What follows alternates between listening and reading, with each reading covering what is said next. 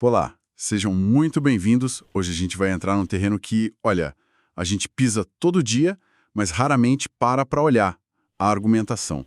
O que faz um argumento ser bom, afinal? Pois é. A primeira resposta é: um bom argumento é aquele que diz a verdade, né? O que tá certo. Exato. Simples. Só que a filosofia chega e fala: senta aqui, vamos conversar.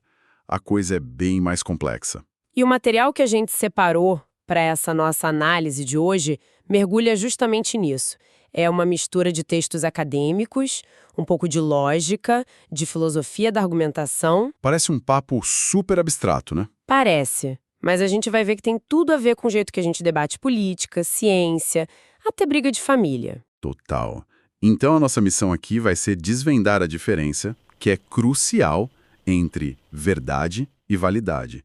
E mais importante, descobrir que as regras desse jogo de argumentar não são tão objetivas assim. Elas são muitas vezes uma questão social e até política. Exato. Ok, vamos desconstruir isso. Bom, para começar, acho que a gente tem que ir na raiz, né? Sim, a filosofia, em sua essência, sempre foi essa busca pela verdade. E os textos trazem um conceito grego que eu acho incrível: aletheia. É lindo isso. Não é? Não é só a verdade como tipo, o que eu digo corresponde ao fato. É a verdade como o não oculto. Como se a verdade estivesse ali, sabe? Coberta por um véu. E o nosso trabalho é ir puxando esse velo, desvelar. Exatamente. E a principal ferramenta para fazer isso, segundo os nossos materiais, é a argumentação, que, de um jeito bem simples, é o quê? Um conjunto de frases, as premissas. Ponto de partida. Isso, ponto de partida, que servem para justificar uma outra frase, a conclusão. É como construir uma casinha. As premissas são a fundação, a conclusão é a casa que fica em pé em cima delas. Gosto dessa analogia da construção. E um dos textos descreve a argumentação de um jeito que eu achei ótimo. Um jogo de dar e pedir razões. É a definição perfeita. Parece até uma dança. Eu afirmo algo, você me pergunta, tá, mas por quê? E eu te dou minhas razões, minhas premissas. Exato. O objetivo é convencer, é persuadir. Mas, idealmente, não na base do grito ou da emoção pura, e sim pela força dessas razões. É uma justificação mútua, pelo menos. Na teoria. Na teoria. A prática, a gente sabe, o buraco é bem mais embaixo. Com certeza. E aqui é onde fica realmente interessante. É aqui que a nossa intuição começa a tropeçar. Os textos batem muito numa tecla, que é a chave de tudo. Verdade é uma coisa, validade é outra. São coisas completamente diferentes. E é aqui que a gente precisa de atenção. A verdade ou a falsidade, né, ela se aplica a uma frase sozinha, a uma proposição. Tipo, a grama é verde, é uma frase verdadeira. O sol é roxo, é uma frase falsa. Ponto. Perfeito. Isso tem a ver com o mundo lá fora. Agora, a validade não olha para a frase. Ela olha para a estrutura do argumento, para a conexão, para a engrenagem que liga as premissas à conclusão. Então é quase como uma divisão de trabalho. Ótima forma de colocar. Pensa assim, a ciência, o jornalismo, o trabalho deles é checar o conteúdo. Essa premissa é verdadeira? Tem evidência para isso? A lógica, por outro lado, tem um trabalho diferente. Ela olha a forma. Ela olha a forma. A pergunta da lógica é, ok, vamos supor por um segundo que essas premissas sejam verdadeiras, a conclusão se segue delas de forma obrigatória. A lógica não está nem aí se a lua é de queijo. Ela quer saber se o seu raciocínio faz sentido na estrutura dele. Tá, isso é um pouco abstrato. Mas tem um exemplo num dos textos que é, assim, perfeito para a ficha cair. É um argumento que tem as premissas falsas, a conclusão falsa, mas, para a lógica, ele é impecável. É o melhor exemplo. Vamos lá. Premissa número 1. Todas as aranhas têm 12 pernas. Falso. A gente sabe que tem 8. Certo. Premissa número 2.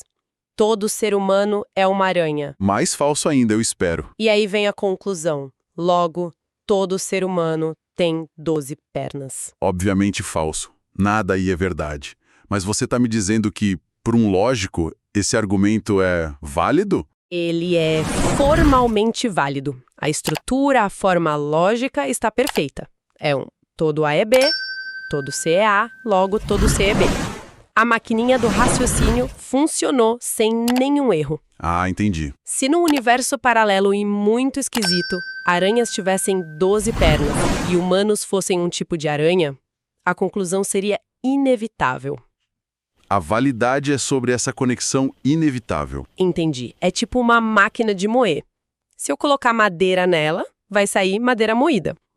A máquina funcionou perfeitamente, mesmo que o que eu coloquei dentro não fosse carne. Exatamente isso. Então, para a gente ter o que a gente chama de um argumento sólido ou bom na vida real, a gente precisa das duas coisas. Ingredientes de qualidade e uma máquina funcionando bem. Perfeito. Premissas verdadeiras e uma estrutura válida.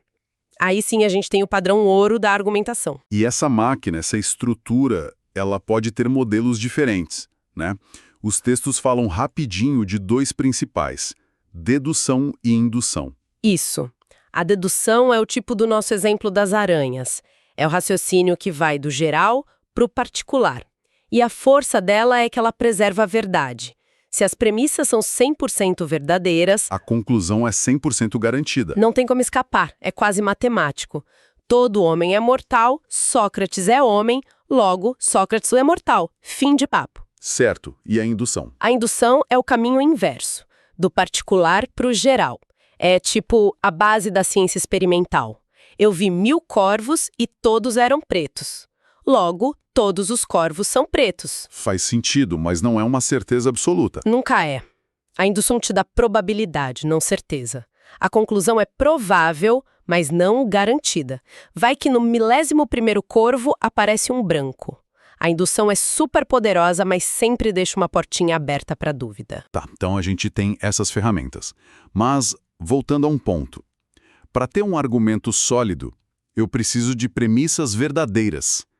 Só que, na prática, no dia a dia, quem decide o que é uma premissa verdadeira para começar a conversa? Exatamente. Aí a coisa sai da lógica pura e entra no social, né? É aí que o caldo engrossa, e uma das nossas fontes, que se baseia muito na filósofa brasileira Catarina do Tille Novaes, vai fundo nisso. Ela defende uma ideia que olha vira de cabeça o que a gente pensa sobre lógica. Como assim? A gente tende a ver a lógica como algo, sei lá, matemático, abstrato, que um gênio descobriu sozinho numa sala. Tipo Descartes, né? Sozinho pensando, penso logo existo. Exatamente esse estereótipo. A Novaes mostra que a primeira teoria lógica formal que a gente conhece, o silogismo de Aristóteles, não nasceu do vácuo. Ele foi uma organização, uma formalização das práticas de debate que rolavam na Ágora, na praça pública de Atenas. Peraí, então a lógica, que parece a coisa mais fria e racional do mundo, nasceu da bagunça do debate humano. Nasceu da necessidade de colocar ordem nessa bagunça, de criar regras para uma discussão ser produtiva. Isso muda tudo, né? Muda completamente a perspectiva. Para Novaes, a dedução não é, na sua origem, um processo mental de uma pessoa só. É uma prática social. Dialógica. A gente aprende a usar a lógica para justificar o que a gente acredita para os outros e para cutucar a crença dos outros. Ou seja, a função principal não é tanto eu descobrir a verdade sozinho. Eu convencer você de uma verdade que eu acho que eu já encontrei.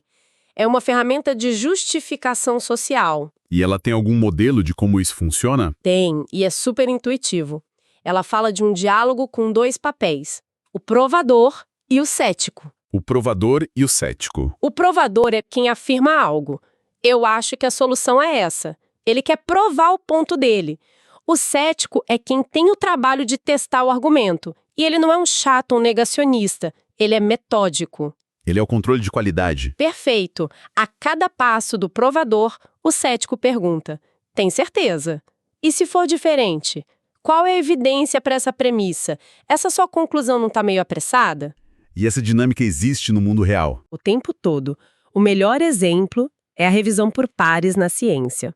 Um cientista, o provador, manda um artigo, os outros cientistas, os céticos, vão tentar achar qualquer furo na metodologia, nos dados, no raciocínio. É esse processo que é um pouco de adversário, mas no fundo é colaborativo, que deixa a ciência mais forte. Entendi. Mas numa discussão de bar ou num almoço de domingo, quem é o cético? A gente tem que ser o nosso próprio cético? Essa é a pergunta de $1 milhão. Numa conversa ideal, os papéis trocam, né? Agora eu provo, você critica. Depois você prova, eu critico. O problema é que a gente se apega demais ao nosso papel de provador e esquece de ouvir o cético do outro lado. E aí vira briga, não debate. Vira uma briga de monólogos. Então tá, o que tudo isso significa? Se a gente aceita que a argumentação é essa prática social com esses papéis, quais as implicações disso para o nosso dia a dia? Argumentação é social, o que conta como um bom argumento não é algo universal, sabe? Depende muito do contexto, das regras do jogo daquela comunidade. Me dá um exemplo concreto. Claro. Um dos textos fala do debate dentro da medicina. Pensa nos tipos de evidência. Existe um debate, que no fundo é político, sobre qual evidência tem mais valor. O conhecimento que vem de um ensaio clínico randomizado, duplo cego, feito em laboratório. Assim, o padrão ouro. Exato.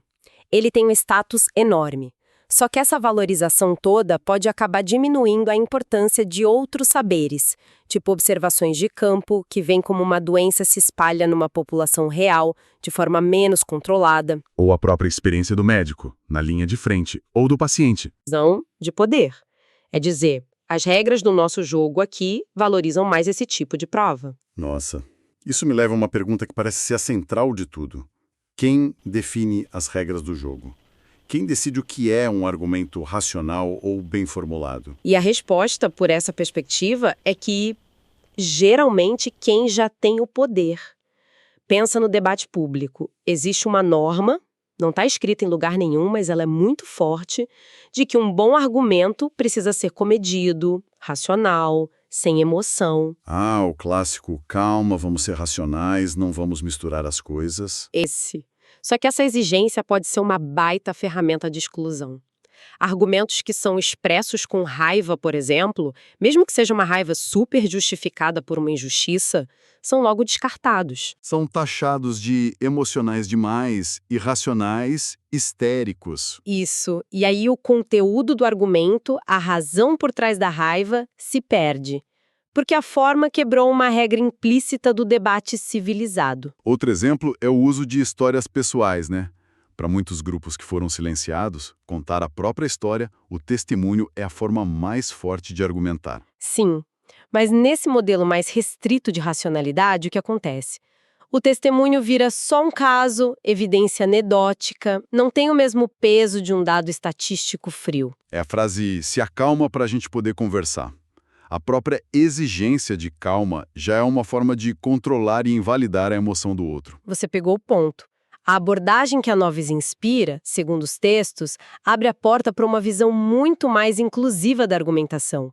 Uma visão que reconhece que existem várias formas válidas de dar e pedir razões. E que desqualificar algumas delas é, no fundo, um ato político. Um ato político que muitas vezes serve para silenciar quem discorda. De jornada. A gente começou lá na Grécia, buscando a verdade. Passamos por essa diferença super técnica, mas essencial, entre verdade e validade. E quando a gente achava que estava falando de lógica pura, a gente descobre que as raízes são sociais e que, no fim, as próprias regras do jogo são um campo de batalha político. Exato. A lógica não é só um exercício de matemática. É uma prática humana com toda a complexidade que isso traz. E isso nos deixa com uma reflexão final, né? Uma provocação para quem está nos ouvindo, que vem direto de tudo isso. Manda. Os materiais que a gente analisou mostram que aquilo que a gente aceita como uma boa razão, como um argumento válido, é moldado por convenções sociais e, sim, por estruturas de poder. E isso levanta uma questão bem incômoda para a gente levar para casa. Se as regras do que conta como um bom argumento são em parte definidas por quem já está no poder, como a gente pode garantir que novas verdades, especialmente as que desafiam o status quo, tenham sequer a chance de serem ouvidas e consideradas válidas? Como a gente quebra as regras de um jogo que parece desenhado para favorecer sempre os mesmos jogadores?